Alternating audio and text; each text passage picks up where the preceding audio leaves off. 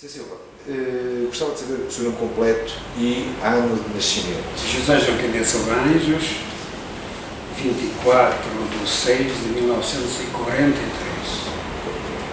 Embora esteja registrado dia 29, dia de São Pedro, mas foi 24 de 6 de 1943. Sr. Silva, quando é que começou a jogar basquetebol? Ora, eu comecei a jogar oficialmente já na primeira época de jogos. Era um rapaz que andava junto aos meus amigos, eles jogavam basquete e depois houve a oportunidade de jogar devido à mudança de campo do Parque das Camélias para Vila-Miar. Nessa altura já não iam tantos jogadores aos treinos para Vila-Miar, às vezes estavam 9 e eu, como os acompanhava, logicamente que estava lá eu, se era o 10º jogo. Comecei a jogar num célebre jogo em que a minha equipa de júniores do Vasta Gama estava a dar já no académico 105-2 ou 105-3, não me recordo agora bem, e foi na altura que eu entrei. Portanto, nessa altura tínhamos uma grande equipa de júniores, rapazes que já jogavam basquete há 6 anos pelo menos. Era muito bem constituída, tinha um bom técnico, nessa altura era o Mário Barros, o nosso treinador. Fizemos uma grande época. No segundo ano já me equipava mais vezes, também joguei mais algumas vezes, mas a equipa continuava a ser muito forte, eu tinha pouco tempo de basquete e só entrava quando já estava o resultado feito. Foi assim o início do meu basquetebol dito mesmo oficial. E começou então a jogar basquete no Vasco da Gama. Ainda se recorda quem foi o seu primeiro treinador? Na altura era o Mário Barros, que estava com essa equipa já há uns 4 ou 5 anos. Foi uma das melhores obras, talvez, feitas pelo Mário Barros, porque saiu dessa equipa, dessa escola, não é? Grandes jogadores a nível sénior. Foram jogadores que jogaram ao alto nível, sem exagerar 10 anos. Sem exagerar, jogaram 10 anos.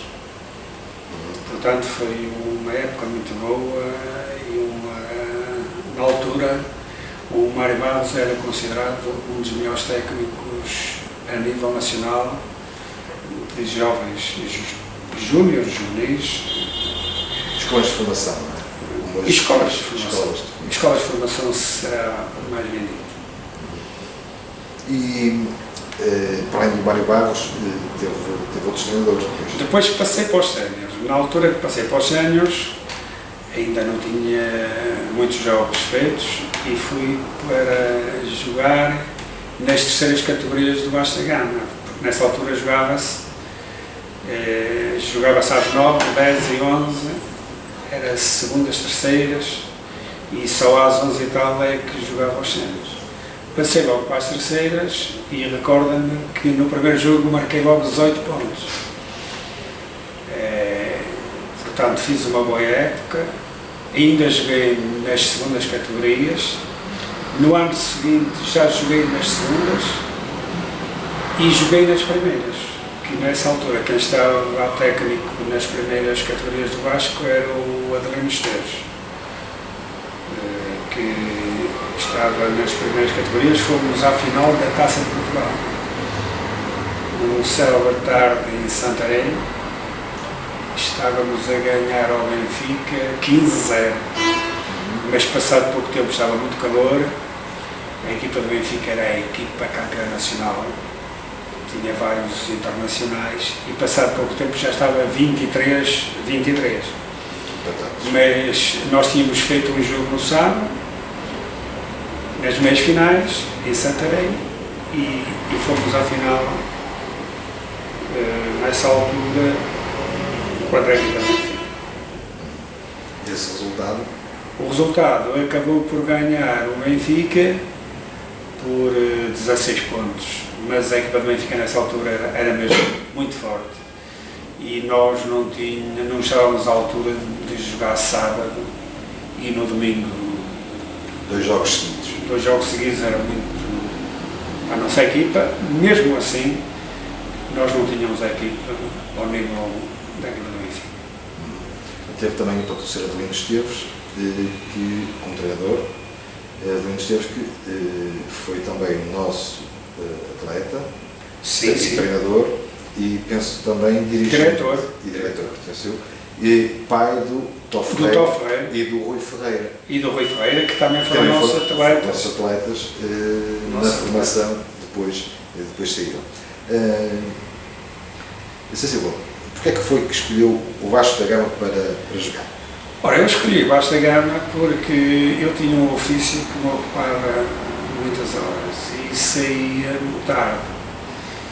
E então sabia uma pessoa amiga que jogava nessa célebre equipa de formação do Mário Barros. E eu vinha com ele ver os treinos. E então ele estava nos treinos e eu estava a lançar lá bolas ao lado e tal, estava a vê-los e aí buscar água e essas coisas. Gostei logo do basquete nessa altura.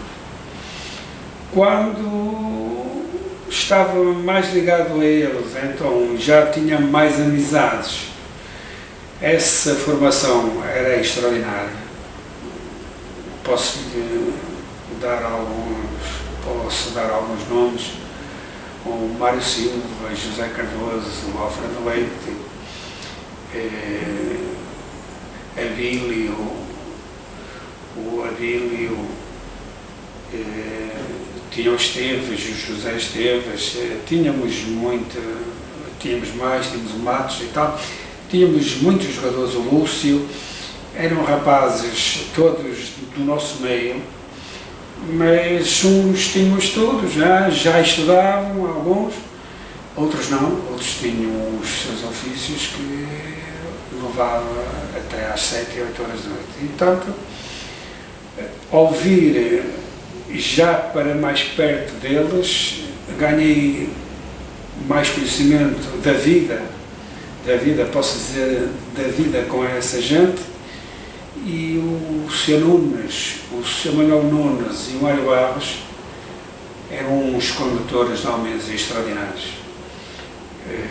Posso garantir que essa camada de juventude muito deve, com todos os defeitos que depois pudessem vir a apontar, principalmente com aquele bairrismo da saída, principalmente do Mário Barros para o Futebol Clube do Porto, que viessem a apontar, e alguns até ficaram indiferentes com o Mário Barros, mas foi ele e o Samuel Nunes que nos ajudaram a crescer, já não falando das outras com mais idade, entre eles o Sr. Joaquim Alves Teixeira, António Santos, que era o nosso, na altura, era o nosso tesoureiro, e outros mais que nos ensinaram coisas da vida que nunca mais se esquece e que se começa a gostar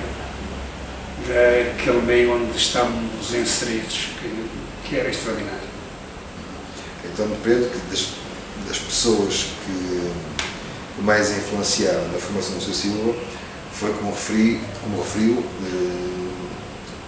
Mário Barros, Manuel Nunes, Alves Teixeira, foram pessoas importantes na formação, na sua formação desportiva e pessoal, enquanto jogador do Vasco da Gama. Sim. O Sr. Manuel Nunes tinha uma coisa extraordinária, é que gostava imenso das camadas jovens. Não se ligava tanto aos séniores, enquanto o Sr. Alves Teixeira, embora fosse ver os jogos sempre que possível das camadas jovens, estava mais ligado aos séniores. E nasce aí uma forte amizade entre o Mário Barros e o Manuel Nunes, e são eles que conseguem que o Vasco da Gama nessa altura tivesse sempre escolas de jogadores ao nível dos júniores, para quando chegasse aos júniores estivessem à altura de passar para os séniores. A muito se deve, e essa é o grande segredo deste clube e de outros deste género, foi sempre ter escolas, porque aqueles que nasceram sem escolas morreram. Nós tivemos o Invicta, quem diz o Invicta diz outros, que tiveram ali 5 anos de apogeu, mas como não conseguiram fazer mais escolas para continuar, acabaram por morrer. O Vasco da Gama, nesse aspecto, olhando a sua história também, olhando a sua história, nós chegávamos aqui e olhávamos para as nossas taças, ainda muito jovens, e olhávamos para o querer dos mais velhos na equipa e sentíamos que havia aqui qualquer coisa, havia aqui uma ciência natural, havia um jantar de fim de ano dado pelo Vasco da Gama, que espero que o Vasco da Gama torne a isso. Esse jantar juntava as equipas todas e havia ali um convívio, uma união, que não se estava a lutar por acaso. Os jogadores estavam em campo e a bola estava no chão e caíam 3 jogadores, não caía um para cima da bola, caíam 3, enquanto a outra equipa se calhar só caía um. Mas do Vasco caíam 3. E o mais velho, às vezes era ele que dava o exemplo. E portanto, isso deu uma certa bagagem de querer, de amor. E depois havia uma coisa que me ficou, e depois passei, portanto, aos mais jovens. É genica. Eu chamava-lhe genica. Genica, genica, porque a malta tinha mais qualquer coisa para dar. Tivemos vitórias impensáveis, só vistas. Tivemos vitórias a 5 minutos do fim, ainda se usava os 5 minutos finais. A 5 minutos do fim é perder contra o campeão nacional, que era o Benfica, a perder por 11 pontos e a ganhar o jogo. Coisas impensáveis naquela altura, mas o Vasco conseguia. Foi da atitude. A atitude, o querer, nós nunca nos dávamos por vencidos, fosse quem fosse o nosso adversário. Em casa, em Lisboa, já era diferente. Em Lisboa, já íamos daqui às 2h30 da tarde para jogar à noite. E a viagem ainda levava 5 horas às vezes para chegar a Lisboa.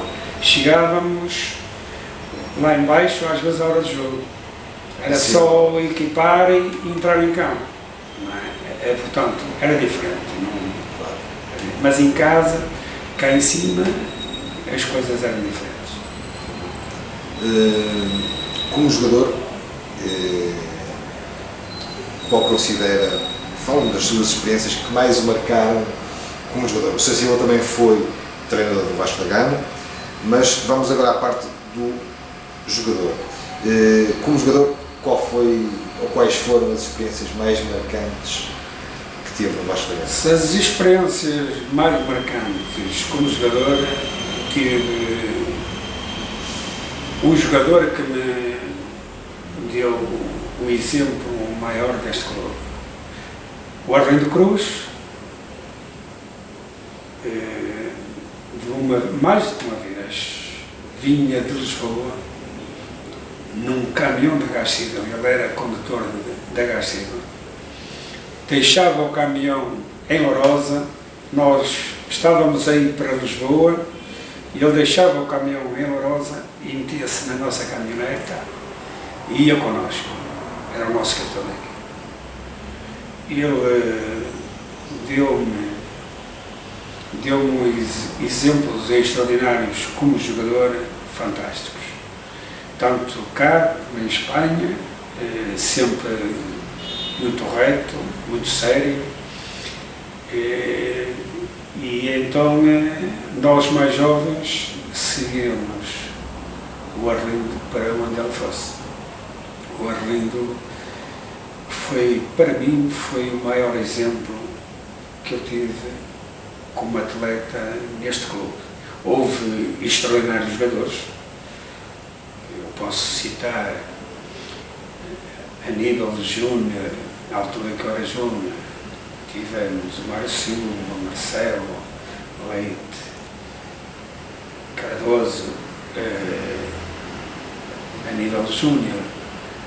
A nível sénior já encontrei Diamantino, Aniceto, mais tarde, António Borges ainda ouvi jogar. Tivemos jogadores extraordinários a nível júnior também mais tarde. Juvenil, tivemos vários jogadores que me marcaram, mas o símbolo deste clube, muitos anos, e já vem de trás, ele já vem dos anos 50. O Arlindo Cruz, para mim, foi um jogador extraordinário que chegou a jogar no Estado de Lima, estava na cama e jogar para o Estado de Lima e vir ao colo, se deitar novamente na cama, à rasca do esforço que tinha feito, e vir outra vez ao colo para casa para se deitar porque estava arrebentado completamente, porque tinha ido jogar doente. Embora no nosso clube isso acontecesse muitas vezes. E jogadores que jogaram com várias entorses, muitas vezes, naquele tempo punha-se um líquido sobre a entorse, aquilo aquecia de tal maneira que o jogador conseguia jogar a quase o jogo todo com aquele aquecimento, porque a dor não se sentia tanta dor e o jogador jogava. Era um analgésico. Era o ligamento, era um nome assim já. E portanto nós tivemos grandes exemplos. Eu estou a dar o exemplo do Arlindo, como nós podíamos ir buscar muitos mais, não é? Da forma que lutavam por este clube. Agora, como treinador, que também foi durante vários anos, que experiências é que teve que possa eleger como marcantes também na sua atividade como treinador? Olha, eu na altura que fui para treinador, foi muito cedo. Nós estávamos com dificuldades porque tínhamos deixado o Parque das Camélias e depois tínhamos duas equipas de iniciados, fez-se duas equipas de iniciados em Vila Meá. Essa equipa depois no ano seguinte chegou a ser campeã regional de iniciados, mas aquele ano foi importantíssimo porque tínhamos duas equipas e dessas duas equipas fez-se uma para ser campeã. E então, já nessa altura, tínhamos rapazes extraordinários que iam daqui muitas vezes a pé, daqui da Rocha da Colana para Vila Meá, e ia-se treinar ao sábado, impensável, e estávamos lá, às vezes, se houvesse possibilidades, se o campo estivesse livre, estávamos até à noite. Sempre a treinar. Sempre a treinar, miúdos, pareciam miúdos hora a hora. Aquilo, só não tínhamos botas, naquela altura ninguém tinha botas, nós tínhamos poucas botas lá, botas já muito velhas, mas os miúdos não se importavam de se equipar com as botas velhas. Foi uma experiência extraordinária, que o Vasco foi das alturas mais difíceis que o Vasco da Gama teve. Foi estar tantos anos sem campo, porque o Vasco ficou sem campo em 61 e esteve sem campo até 75. O Vasco conseguiu campeonatos regionais, campeonatos nacionais, vários campeonatos nacionais e vários campeonatos regionais sem campo. É um exemplo. A nível nacional. A nível nacional, tenho a impressão que qualquer clube que estivesse tantos anos sem campo, se calhar não tinha tantas escolas, tantos atletas como o Vasco sempre teve. E depois tive essa equipa de iniciados, a seguir tive outra também muito boa, onde já na outra nasceram engenheiros, doutores, nessa equipa de iniciados, rapazes extraordinários, com pais também extraordinários. Na outra seguinte, onde apanho Matias, Tó Ferreira, Vitorino Veludo, também se fizeram médicos, engenheiros, professores universitários, também rapazes extraordinários. Eu tive uma coisa sempre como treinador, foi sempre respeitá-los, eles sempre me respeitaram. Os pais, também posso agradecer aos pais e às mães, que foram sempre extraordinários comigo. Eu, se calhar naquela altura, nenhum pai, nenhuma mãe dizia mal de mim, porque eu respeitava os miúdos, eles respeitavam-me a mim e fizeram-se grandes amizades. Só para contar um episódio, eu na altura que estou com o Tó Ferreira, iniciado,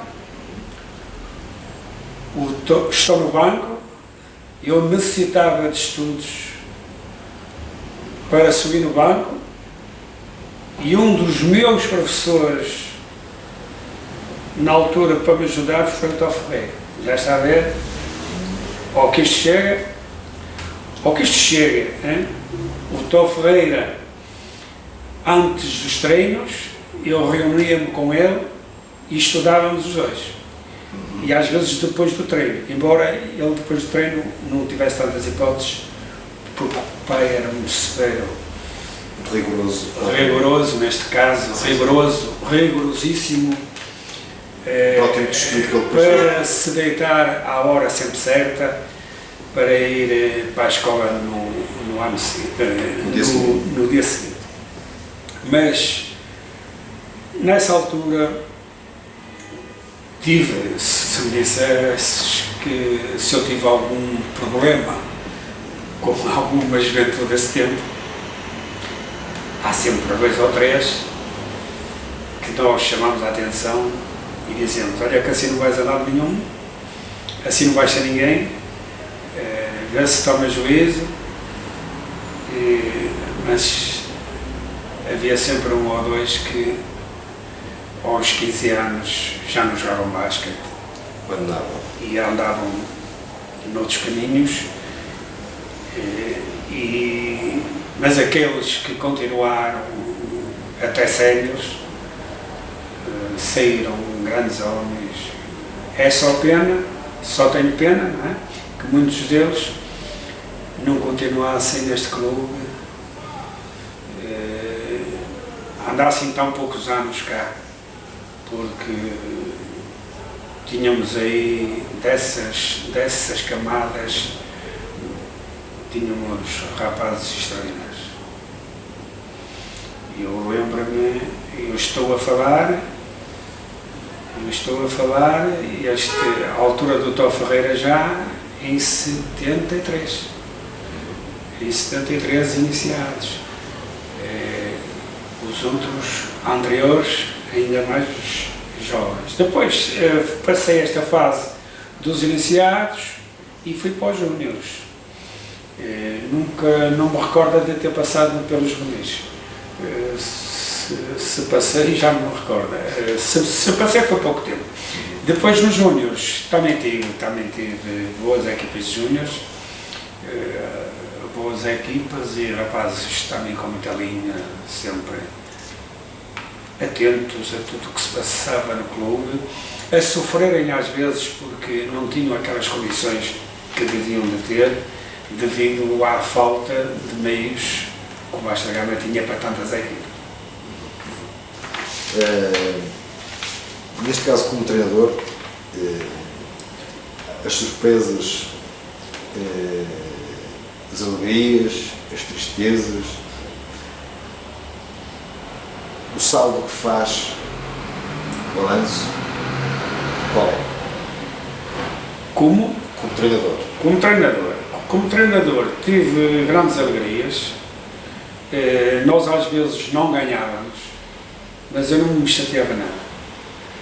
Eu dizia-lhes sempre a eles que não interessava ganhar nesta altura. O que interessava era a postura, era que eles ganhassem técnica suficiente para chegar a séniores. Mas isso já vinha de trás. Na altura do Mário Barros já isso acontecia. A equipa de Porto tinha 5 jogadores com 1,90 m e se calhar nos séniores depois do Porto jogavam, quer dizer, porque aquilo era para marcar pontos, não era para jogar em basquete.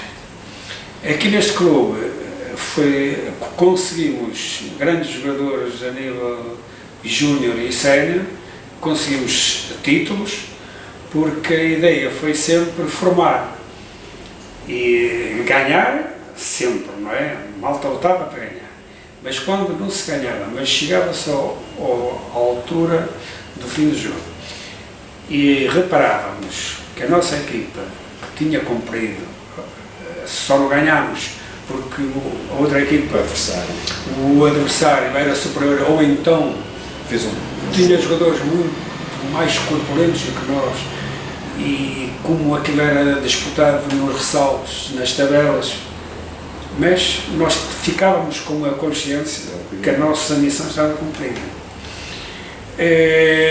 Agora, como treinador, tive momentos extraordinários, tanto nos iniciados como nos júniores e como nos séniores. E eu fui chamado várias vezes para os séniores, 2 vezes a meio da época, porque os treinadores tinham deixado. Mas tive momentos como treinador principal e depois até como adjunto, mais tarde, tive alegrias fantásticas, de chorar, e também tivemos muitas tristezas, mas ganhámos muita coisa, ganhámos subidas de divisão, ganhámos campeonatos regionais, ganhámos várias coisas. Campeonatos nacionais. O último dos quais, desculpe interrompê-lo, foi em 93-94, o Lúcio Silva e o José Cardoso como treinadores da nossa equipa de séniores. Sim. Nessa altura, este último campeonato, também posso dizer que tivemos uma camada de rapazes fora de série. Não se pode apontar o dedo a nenhum que se dissesse assim, não, este não se esforçou a época inteira. Não, tivemos uma equipa, mesmo uma equipa, chamada equipa de luta, de garra, que equipas com americanos no seu seio, a malta encarava os jogos como eles não estivessem lá. A malta era Então, quando dava para defender, eles lutavam até a última gota, e assim se conseguiu ser campeão. O Vasco da Gama esse ano conseguiu ser campeão nacional, à custa de muito querer. Também tínhamos um homem que já não está cá, mas foi extraordinário, o José Cardoso, com a sua maneira de ser muito séria, e não dava, como se costuma dizer, baldas a ninguém. Eu era o fio de ligação aos atletas.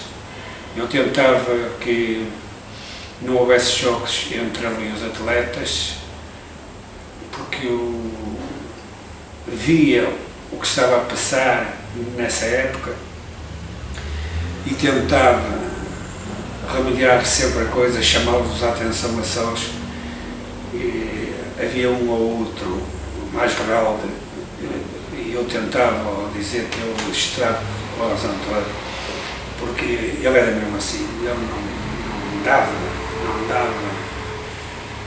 Não facilitava? Facilidades absolutamente nenhumas ao atleta que não estivesse a cumprir o que ele queria. Às vezes eles não davam mais porque não podiam, por estarem doentes ou menos doentes e tal, mas foi um ano extraordinário,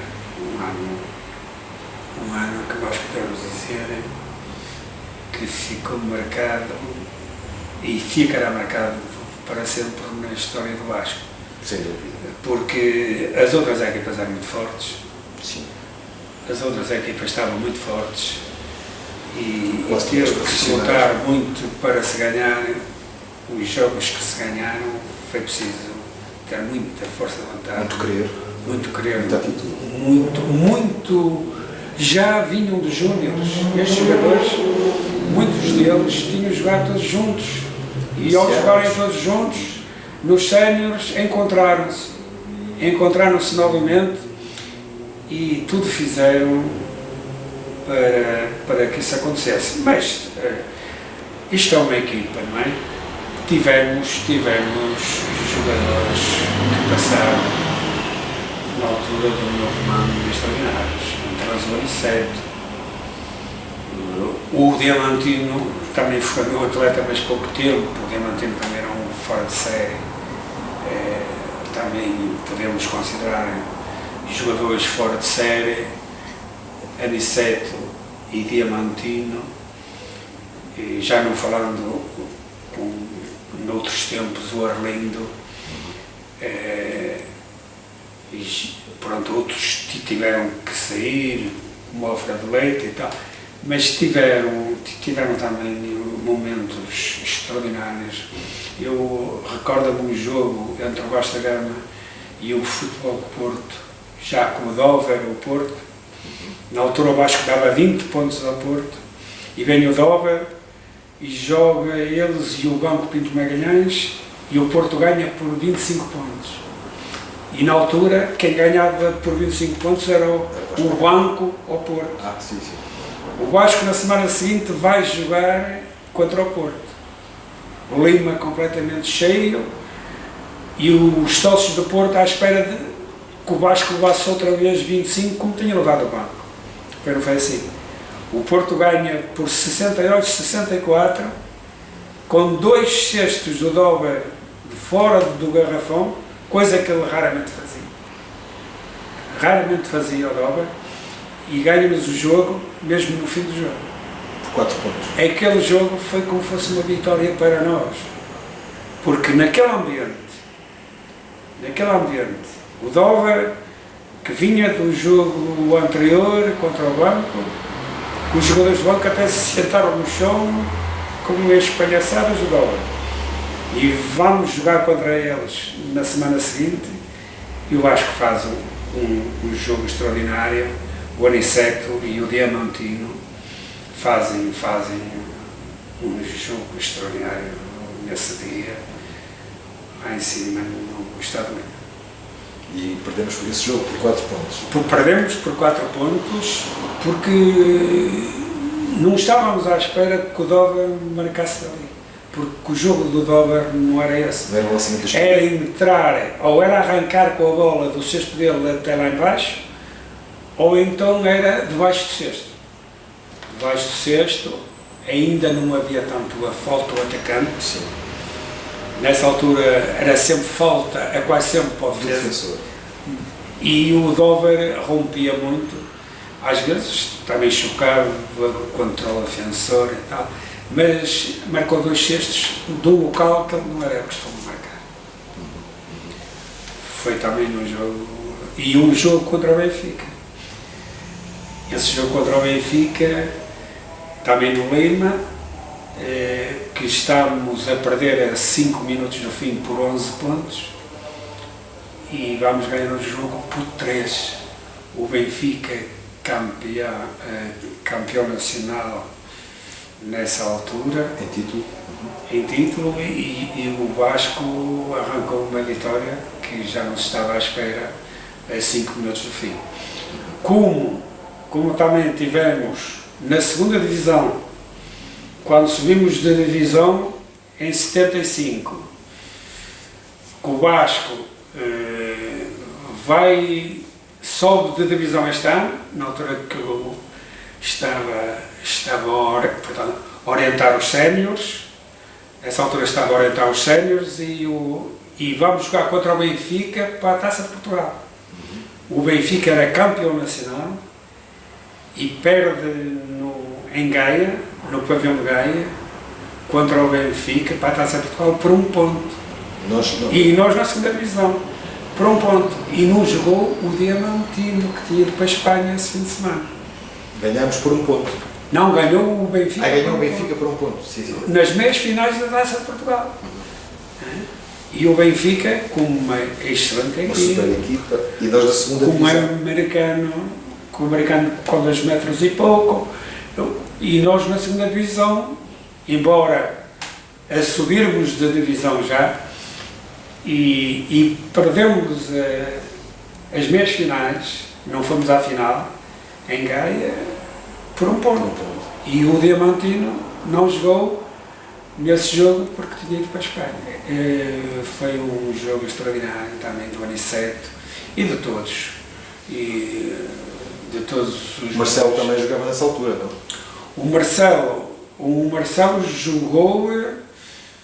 O Marcelo nessa meia final não jogou.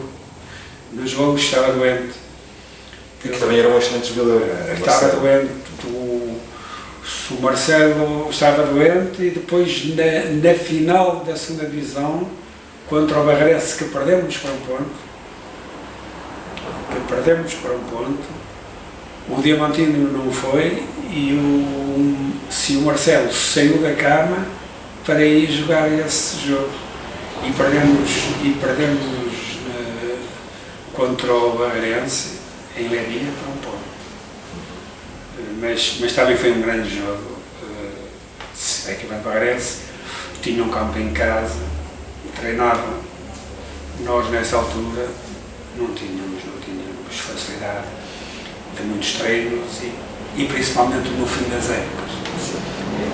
Tornava-se ainda pior a meio da época e tal, ainda conseguíamos este campo e aquele, então, já perto do fim da época já não tínhamos tantos campos disponíveis para levar uma época até junho a treinar. Como agora se consegue. Como agora se consegue, naquela altura.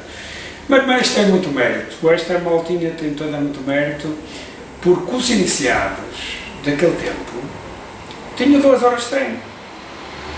Às vezes diz-se assim, mas naquele tempo se calhar não se dava certas técnicas. Os treinadores da formação não têm mais tempo para nada. Os campos eram o mesmo para os séniores, para os juvenis, para os júniores. Nós não tínhamos campo e, portanto, tudo o que se fazia, tudo o que se aprendia e tudo o que se ensinava tinha que ser aquelas coisas essenciais, o passe, a entrada para o cesto, o lançamento, os bloqueios, os cortes, e não passávamos disso. Agora, a parte física, para ter no fim de semana muita força, para arrasar, era difícil. Muito difícil. Tínhamos condições. Era muito difícil porque... Não tendo pavilhão, não tendo espaço para treinar. O Vasco chegou a ter o Ser Católico, também lá tinha treinos, que tinha equipa, a treinar as equipas todas. E depois conseguimos Soares dos Reis, um ringue pequenino, também não dava muito. O Vasco da Gama de uma vez teve um Américas, que antes do 25 de Abril houve um secretário de Estado que deu um americano a todas as equipas, e o Vasco teve um. O americano veio para o Soares dos Reis treinar para um ringue que é meio campo, não é? Um americano do Vasco veio treinar para ali, não é? Portanto, não há exemplo, se calhar nenhum. Agora temos este caso, nós temos o caso do Futebol Clube do Porto, e eles ficaram sem os pavilhões, mas depois tiveram Vila de Conde, Gondomar, Passos Ferreira, Matosinhos, não sei quem mais. Quer dizer, o Porto ficou sem um pavilhão nas Antas, antes de ter este novo, mas teve aí 6 pavilhões à sua disposição para treinar. Não era o nosso caso nesse tempo. Nós ficámos sem o Parque das Camargas e andávamos aqueles anos todos a treinar em recintos. Portanto, aqui este circo católico era o ar livre. Nós chegámos a jogar contra o Banco Pinto de Magalhães. O Banco Pinto de Magalhães a fazer treinos de manhã e à tarde, antes de irem para o emprego e depois do emprego, e o Vasco chegou aí a treinar, às vezes sem treinos, a jogar contra o Banco Pinto de Magalhães, sem um treino, porque chovia torrencialmente e não dava para treinar. E não dava para treinar sequer um dia. Houve anos assim no Vasco da Gama. Portanto, quer dizer, eu não tenho palavras para justificar o esforço extraordinário que a malta do Vasco fez nesses anos. Houve malta que foi extraordinária em todos os aspectos. Muito bem. Zé Silva, para terminarmos esta nossa conversa, voltando ao presente e tendo em atenção os nossos atletas, que conselhos, digamos assim, é que nos poderia dar para que os nossos jovens, os nossos atletas, pudessem atingir todo o seu potencial, quer como jogadores e como alunos, a nível desportivo, a nível escolar? Que conselhos é que nós pedimos? Se eu estou farto de dizer, eu tenho um neto que também anda no desporto agora, e há pessoas na família que acham que é demais, e eu costumo dizer, o dia tem 24 horas. O dia tem 24 horas. Se eu gosto de jogar basquete, vou conseguir arranjar nessas 24 horas, hora e meia para jogar basquete. Nem que seja diária. Porque o dia tem 24 horas. Agora, aonde é que eu vou arranjar para estudar, porque saio das aulas às X horas, e depois tenho o treino, e depois já não tenho tempo, porque tenho que ir jantar, e depois tenho que deitar e tal. Houve atletas que se formaram aqui. De que maneira? Saíam, supomos nós, da escola às 5, vinham para o Parque das Camélias estudar até a hora de treino, mas vinham estudar. Não brincar. E estudar. Sim. Mas para isso também é uma coisa, tem que haver amizade entre eles. Na própria equipa tem que haver amizade pura. E aqueles que querem mesmo estudar têm que se juntar. E um é superior em matemática e ajuda o outro. O outro é superior em inglês, ajuda Y. E, portanto, esses rapazes fazem ali um grupo coeso, um grupo da equipa a estudar, que eles já sabem quando saem da escola que vão estudar e às 7 horas têm treino. Mas também pode ser ao contrário.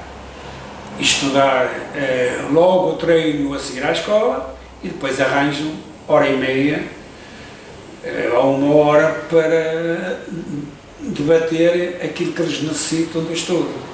Porque se os pais não se chateiam nada, se um rapaz fizer isto, se dedicar desta maneira, os pais dizem assim, bem, ele perde hora e meia no basquete, mas estuda uma hora e meia. Portanto, ele não perde mais tempo nenhum noutros passatempos. E, portanto, agora, se eles jogam basquete e querem ter vários hábitos e vícios, e alguns até querem jogar outros desportos, já não têm tempo para estudar, porque andam noutros desportos, noutras áreas. Eu acho que o exemplo que se pode dar a essa maldinha é suar, eu digo, suar quando eles suam, tanto no desporto, e depois se esforçam no estudo, vão sempre longe. Vão sempre longe. Se não for para ser médicos ou engenheiros, são para ser eletricistas ou outra coisa qualquer, mas vão sempre longe porque se esforçam. O miúdo que se levanta às 8 da manhã para jogar basquete, se tiver jogo fora, já é muito bom. Agora, se ele não vem ao jogo às 9 porque gosta de estar na cama, já começa a ser complicado. Ou deitou-se tarde, ou foi a uma festa com os pais, porque os pais às vezes têm culpa nisso. Os pais às vezes esquecem-se dos compromissos dos filhos. E então o que é que fazem? Têm uma festa. Não dizem ao filho assim, olha, hoje não vais à festa, deita-te cedo para amanhã te levantares cedo. Mas o pai, se calhar, leva o mazé para a festa. Não se importa que o filho se deite. Ah, vais à festa, vais com nós. Também tem que haver entre o atleta e a família uma coordenação e um respeito pelos afazeres de cada um. Porque se isso não for conseguido, se não houver organização, se não houver organização familiar, porque não venham cá com histórias, ele namora, deixa os estudos. Não é assim. Ele namora, se ele namorar as horas que deve ser, tem tempo aos estudos. Tem tempo para tudo. Agora, se vai para o namoro, depois vai para o cinema com o namoro, depois vai para a discoteca com o namoro. Não, então nem estuda o namoro, nem estuda ele. Portanto, a lei da vida, chegando à minha idade, a lei da vida é esta. Tem que se ter responsabilidades. Liberdades para jogar, para os pais os deixar jogar, mas responsabilidades nos seus atos. Se isso acontecer, e respeito pelo adversário, porque quando estamos a respeitar o adversário, estamos a respeitar a nós. Porque se eu for incorreto com o adversário, ele é incorreto comigo. Eu nunca tive um adversário, e agora posso encontrar milhares e milhares deles, que tivesse dito que eu fui incorreto com ele. E eles também tirando um ou outro, ou poucos, ou nenhum, foram incorretos comigo. Porque eu respeitava, e eles respeitavam a mim. Recíproco. Exatamente. E o desporto é isso mesmo. Muito bem. Sr. Silva, agradeço a oportunidade que nos deu para partilhar connosco a sua experiência, quer como treinador, quer como jogador. E, em nome do Vasta Gama, em nome pessoal, agradeço-lhe a disponibilidade por esta conversa. Eu tive imenso gosto de vos responder a estas coisas, mas podia-vos contar histórias extraordinárias que eu passei no Vasta Gama. Eu devo ao Vasco o meu crescimento, devo ao Vasco a vida que tive depois no futuro, embora há um romance que muita gente não sabe. Eu quando fui para o banco fui pelo Vasco, mas se não entrasse pelo Vasco, entrava pelo Porto, mas o Alves Teixeira, como era amigo do Sr. Joaquim Alves Teixeira, era muito amigo do Afonso Pinto Magalhães, mandou-me entrar pelo Vasco, porque a ideia do Porto era eu orientar uma equipa de iniciados do Porto, e no ano seguinte, como estava livre, tinha que estar um ano sem jogar, ia jogar para os Cenas do Porto. E ia na mesma para o banco. Mas acabei por entrar pelo Vasco e não entrar pelo Porto, e estar no banco e jogar no Vasco contra o banco. E embora estivessem lá muitos jogadores do Vasco que jogavam pelo banco. Não foi o meu caso, nem o caso do Aniceto. O Aniceto também nunca jogou no banco, jogámos no Inatel, mas oficialmente eu e o Aniceto fomos os jogadores do Vasco que, estando no banco, Jogaram pelo Vasco. Jogámos sempre pelo Vasco. Ok, muito obrigado. Obrigado. Boa tarde.